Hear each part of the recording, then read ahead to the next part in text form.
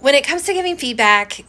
everyone can struggle for different reasons and in different ways. So type 2s are not the only ones that struggle, and they're not the only ones that struggle with this, but it is a common tendency that type 2s can struggle delivering and giving difficult feedback because as someone who is striving to feel connected, it makes total sense that it would feel a little risky to that connection, to that relationship, that if you said something that needed to be changed or fixed or done better or stopped doing,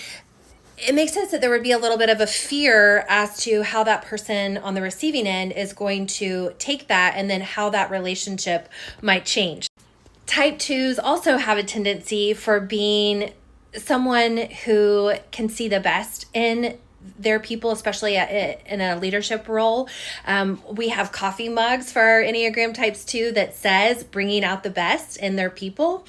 because they see the potential, they see the possibility, and they give those people lots of chances to try and live up to that potential.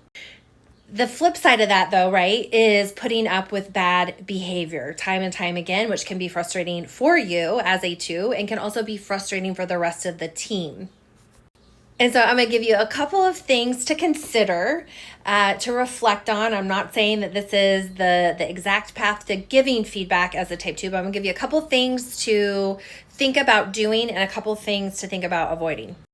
I think this first one will come pretty natural, and it might be something you're already doing as a type 2, and that is to anchor this feedback conversation in the relationship with some type of preface, like, the reason why I'm bringing this up is because I care about you and I care about your success. And that right there can kind of help the person on the receiving end lower their guard that they might have up. Another do is to use their natural coaching instinct. According to the Awareness to Action Enneagram model, the type 2 leadership nickname is called the coach. And so type 2s do have this coaching instinct where they might say something like, here's what I see in you, that potential, that ability to see the best, but here's what I see that might be getting in your way, or that is getting in your way.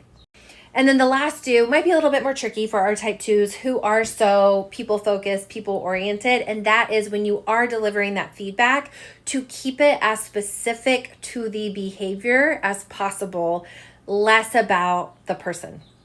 And then when we're talking about some things to avoid, this kind of goes to the last point I just made. The flip side of that is avoid softening the feedback so much that it doesn't land.